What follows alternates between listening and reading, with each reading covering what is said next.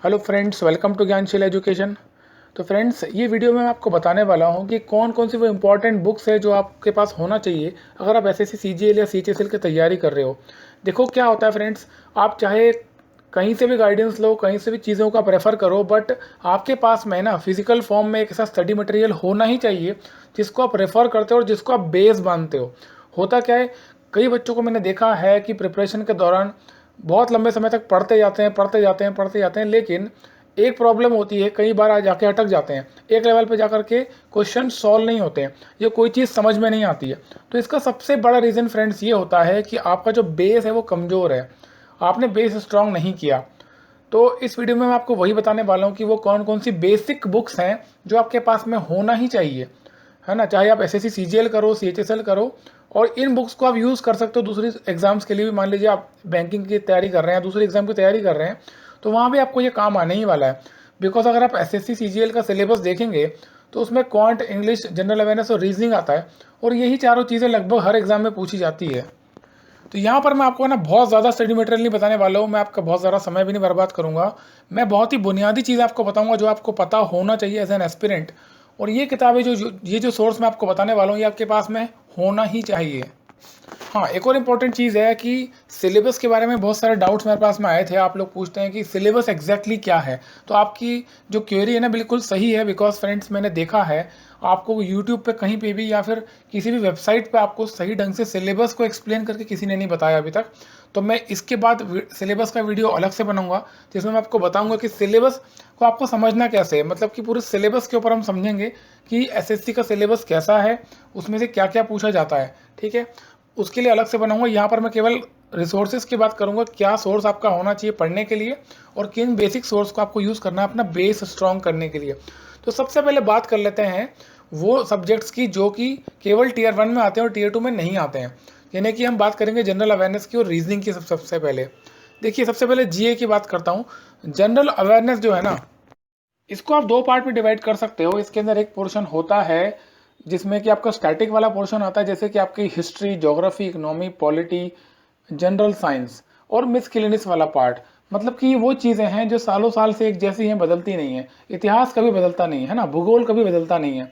मिसकिलिनिस वाला पार्ट कौन सा होता है, जैसे कि highest mountain peak in the world, biggest river in the world, ठीक है ना। इस प्रकार के जो मिसकिलिनिस वाले क्वेश्चन होते हैं, ये स्टैटिक पोर्शन है, ये कभी बदलता नहीं है। तो कुछ क्वेश्चंस तो इस पोर्शन से आते हैं और कुछ क्वेश्चंस आते हैं आपके करंट अफेयर्स से, जो कि बहुत ही डायनामिक है और बहुत तेजी से बदलता है। जैसे कि आपको पता ही है, लास्ट ईयर जो करंट अफेयर्स आया था वो क्वेश्चन अभी नहीं आने वाले हैं। इस साल जो क्वेश्चन आएंगे 2021 में, वो रिसेंट पिछले 6 महीने 8 महीने के करंट अफेयर्स से क्वेश्चन आते हैं। और हुआ क्या है, जनरल अवेयरनेस में 2015 तक जब एसएससी की एग्जाम ऑफलाइन होती थी, मतलब कि पेन पेपर मोड पे होती थी, तब ज़्यादातर जनरल अवेयरनेस में स्टैटिक वाला पोर्शन पूछा जाता था और करंट अफेयर्स के क्वेश्चन बहुत कम आते थे। लेकिन जब से एग्ज़ाम ऑनलाइन हुआ है, करंट अफेयर्स का वेटेज काफ़ी बड़ा है। तो इन दोनों की तैयारी आपको करना एक साथ पड़ेगा। आप करंट अफेयर्स को इग्नोर नहीं कर सकते। और जो तरीका मैं आपको बताने वाला हूँ करंट अफेयर्स को तैयार करने का, उससे अगर आप करंट अफेयर्स तैयार करोगे तो मेरा विश्वास करो फ्रेंड्स, आप पूरे स्कोर, फुल स्कोर करोगे करंट अफेयर्स में। तो पहले मैं जीए की और करंट अफेयर्स की आपको बात करता हूँ और बहुत ही सिंपल सा तरीका बताने वाला हूँ जिससे कि आप इसमें अच्छा खासा स्कोर कर सकते हो।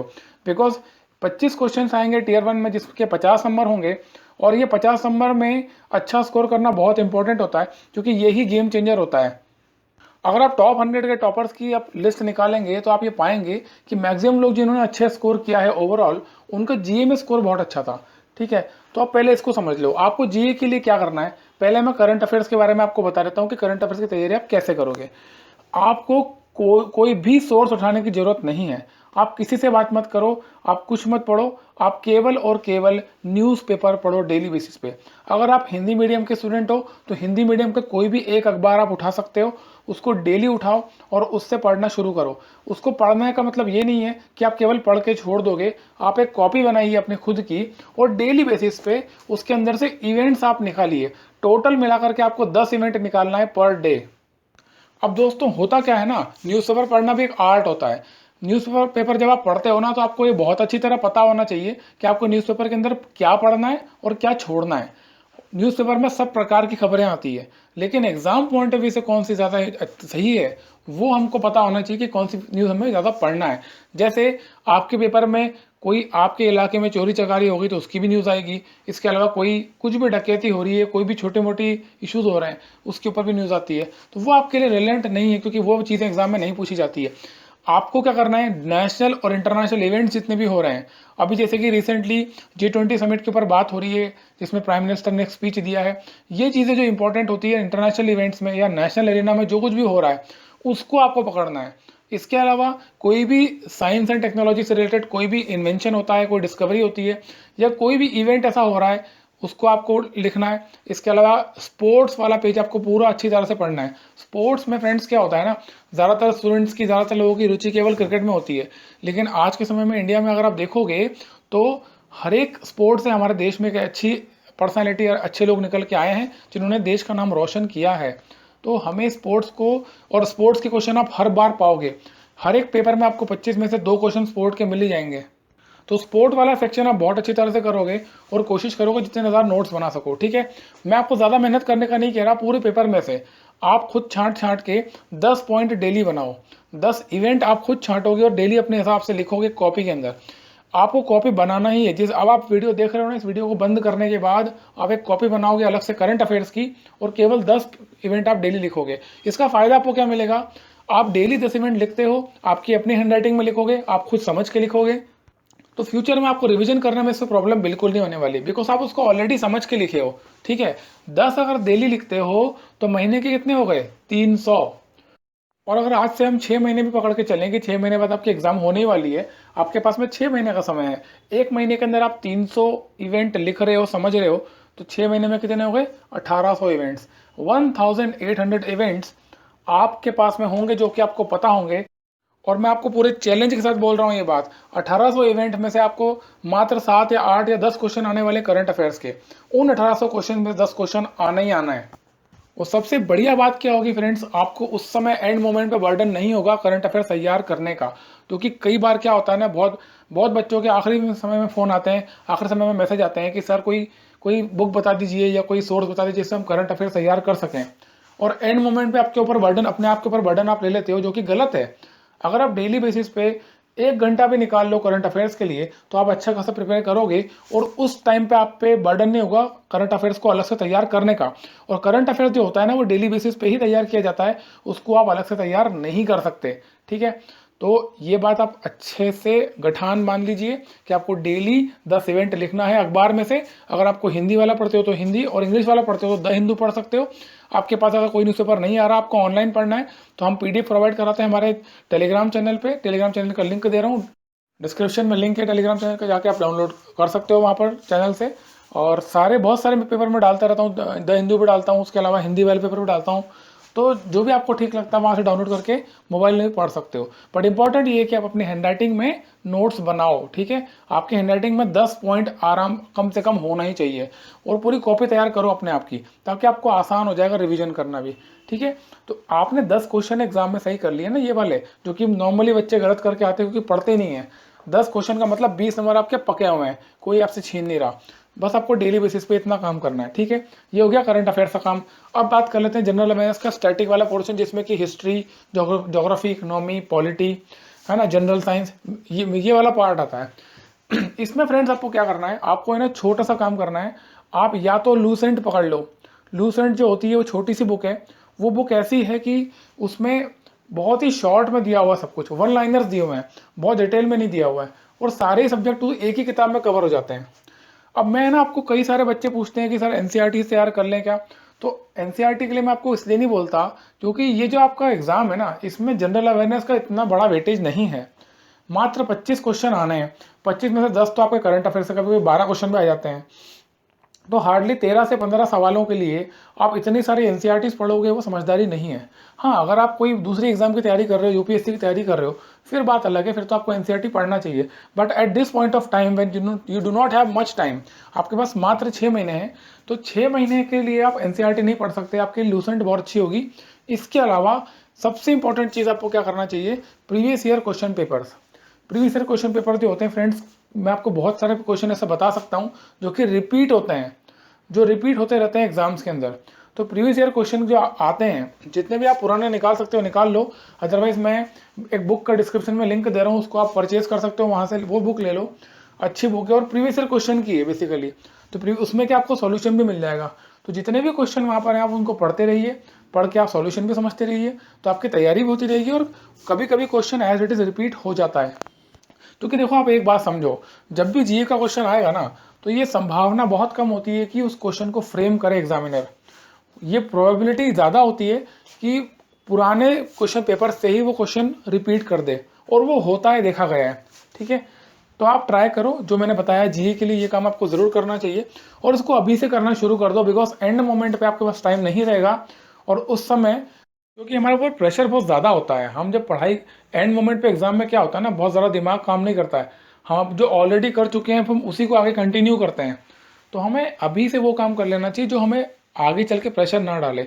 और ये जीए वाला जो पोर्शन है आपको अभी ख़त्म कर देना चाहिए, है ना। तो इसको जो मैंने बताया, इसको जीए को तो आप इस तरीके से करना, और मैं आपको पूरा कॉन्फिडेंस से बोल सकता हूँ आप बहुत अच्छा स्कोर करोगे अगर आप इस तरीके से इसको तैयार करते हो तो। ठीक है, तो ये हो गया जीए का ख़त्म। अब बात कर लेते हैं रीजनिंग की।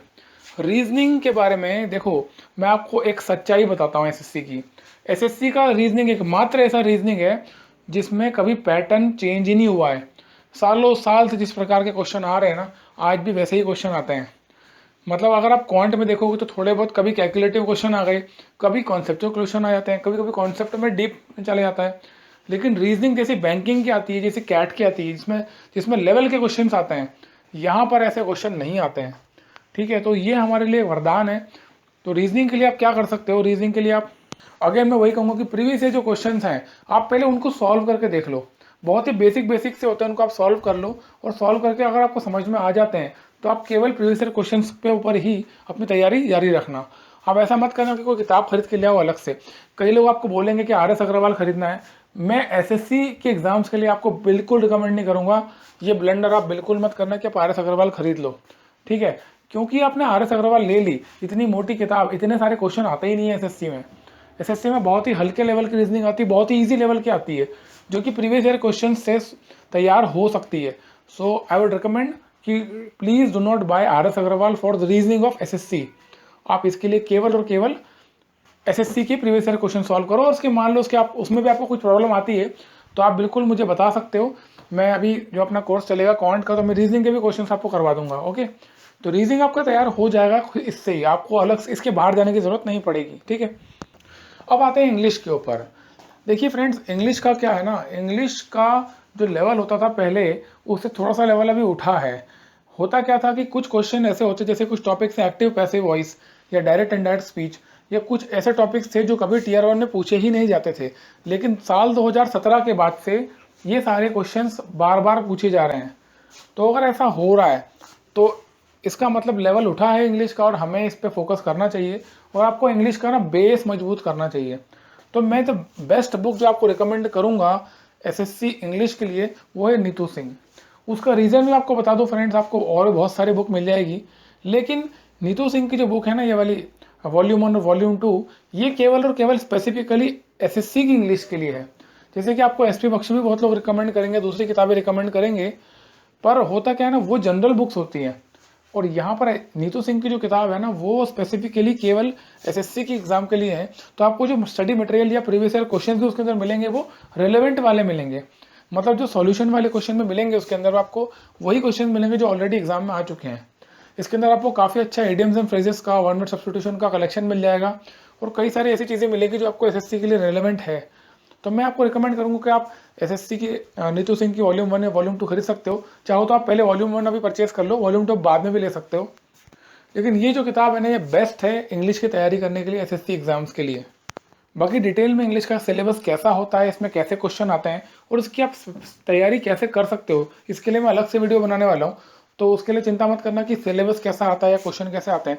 मैं पूरा डिटेल में बताऊंगा आपको कि कैसे कैसे क्वेश्चंस आते हैं, और पूरे सिलेबस को आप 3 हिस्सों में ब्रेक करके कैसे अपनी स्ट्रेटेजिकली प्रिपरेशन कर सकते हो। बिकॉज आपको है ना, बिना स्ट्रेटेजी की प्रिपरेशन आप नहीं कर सकते, आपको स्ट्रेटेजी तो होना ही चाहिए। ठीक है, तो मैं अच्छी तरह समझाऊंगा वीडियो बना के लिए, चिंता मत करना उसका। 2 या 3 दिन में इसका वीडियो भी आने वाला है। पर अभी फिलहाल आप ना बुक आपके पास होना चाहिए, बेसिक सोर्स होना चाहिए, जिससे कि आप तैयारी कर सको। ऑलराइट, तो ये हो गया इंग्लिश का। अब आते हैं क्वांट के ऊपर। क्वांटिटेटिव एप्टीट्यूड जो है एसएससी का, इसको आप दो हिस्सों में डिवाइड कर सकते हो, क्योंकि ये दो हिस्सों में ही आता है। एक होता है अर्थमेटिक, एक होता है मैथ्स। मैथ्स में एडवांस मैथ जो होता है उसमें आपका ज्योमेट्री, ट्रिग्नोमेट्री, एल्जेब्रा, मेंसुरेशन, ये वाले पोर्शन आते हैं। और जो आपका अर्थमेटिक वाला पोर्शन होता है उसमें number systems, profit and loss, simple interest, compound interest, time and work, pipes and systems, time, speed and distance, इस प्रकार के जो टॉपिक्स इसमें कैलकुलेशन ज़्यादा होते हैं, इसको अर्थमेटिक कहते हैं। और ये वाला पोर्शन भी क्वांट में आता है, ठीक है। तो ये दो पोर्शन है, मैथ्स और क्वांट, इनको आपको साथ साथ तैयारी करनी पड़ेगी। और दोनों में ही सबसे इंपॉर्टेंट चीज़ ये है कि आपका जो बेसिक है वो स्ट्रांग होना चाहिए, मतलब कि आपको कॉन्सेप्चुअल क्लैरिटी होना ही चाहिए अगर आप इसकी तैयारी कर रहे हो। तो इसके लिए सबसे रेलेवेंट बुक जो आज के समय में उपलब्ध है वो है RS अग्रवाल की क्वांटिटेटिव एप्टीट्यूड, ठीक है।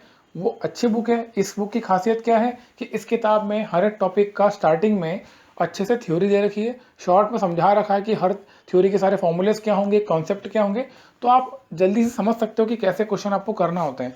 और उसके बाद उसी के रिलेवेंट कई सारे प्रैक्टिस क्वेश्चन होते हैं। अच्छी बात ये है कि जो क्वेश्चन है ना वो लेवल, छोटे सा लेवल से, मतलब ईजी लेवल से लेकर के हाईएस्ट लेवल तक गए हैं, जबकि हाईएस्ट लेवल के क्वेश्चन एसएससी में आते नहीं है। तो आपको एक अच्छी अपॉर्चुनिटी मिल जाती है इसमें तैयारी करने की। तो मैं यही बुक रिकमेंड करूंगा अगर आप तैयारी कर रहे हो। कई लोगों ने मुझसे पूछा है एसएससी के लिए राकेश यादव की 7300 जो आती थी पहले, उसको हम ले सकते हैं क्या। तो देखो फ्रेंड्स, 7300 जो है ना उसमें आपको थ्योरी नहीं मिलेगी। हालांकि ये बात सही है कि राकेश यादव की जो 7300 है उसमें आपको क्वेश्चंस काफ़ी अच्छे मिलेंगे जो एसएससी के अंदर आते हैं, लेकिन वो आपको तब लेना जब आपने थोड़ा सा बेसिक अपना तैयार कर लिया है। तो बेसिक पहले अपना तैयार करो, उसके बाद ही प्रैक्टिस क्वेश्चन पे जाओ।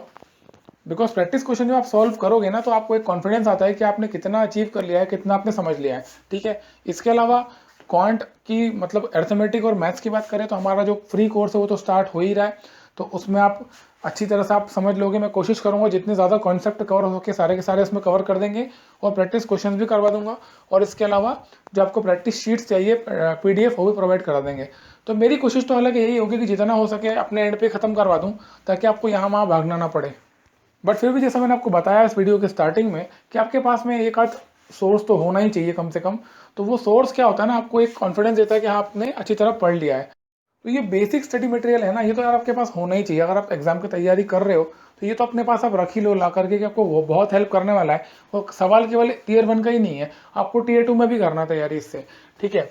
तो इसको आप ज़रूर अपने पास रखो। जितनी मैंने किताबें बताई है सारी इंपॉर्टेंट है, रिलेवेंट है, ये बेसिक किताबें हैं, ये तो आपके पास में होना ही चाहिए, मैंडेटरी है। इसके अलावा आप देख सकते हो कि आपको क्या करना है। जैसे आप कोई किताब खत्म कर लेते हो, उस किताब को खत्म करने के बाद आप सोच सकते हो कि चलो ठीक है ये वाली किताब पूरी तरह हो चुकी है, इसके बाद हम नया सोर्स उठाएं ताकि अपने आप को और नॉलेज बढ़ा सकें, अपने और कमांड क्रिएट कर सकें सब्जेक्ट के ऊपर, ठीक है। तो इसके अलावा किसी बुक, इन सब बुक्स का अगर आपको PDF चाहिए तो नीचे मेरे टेलीग्राम चैनल का लिंक दे रहा हूँ, वहाँ पर आपको PDF प्रोवाइड करा दूंगा, फ्री ऑफ कॉस्ट है।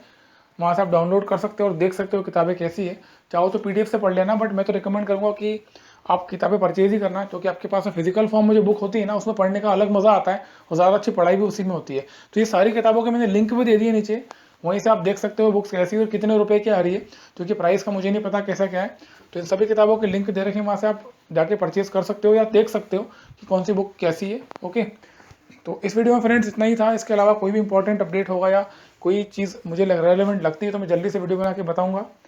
और जितने भी चारों सब्जेक्ट्स हैं ना, इंग्लिश, क्वांट, रीजनिंग और GA, इनके ऊपर मैं अलग अलग से वीडियो बनाऊंगा, मतलब पूरा आपको सिलेबस एक्सप्लेन करूंगा, अच्छी तरह से आपको बताऊंगा कि सिलेबस में क्या क्या होता है, सिलेबस को आप कैसे ब्रेक कर सकते हो अलग अलग पार्ट्स में अपनी तैयारी को कन्वीनियंट बनाने के लिए, और कैसे आप स्ट्रैटेजिकली थोड़ा थोड़ा करके पूरे सिलेबस को विद इन टाइम खत्म कर सकते हो, ताकि आपके पास में आने वाले समय में 3 से 4 महीने रिवीजन के लिए बच जाए, क्योंकि रिवीजन बहुत इंपॉर्टेंट होता है, ठीक है। तो हर एक सब्जेक्ट के ऊपर मैं अलग अलग वीडियो भी बनाऊंगा जिसमें पूरे सिलेबस का आपको ब्रेकअप देने वाला हूँ अच्छी तरह से, ठीक है। तो तब तक के लिए चैनल को सब्सक्राइब कर लेना, वीडियो को लाइक कर देना।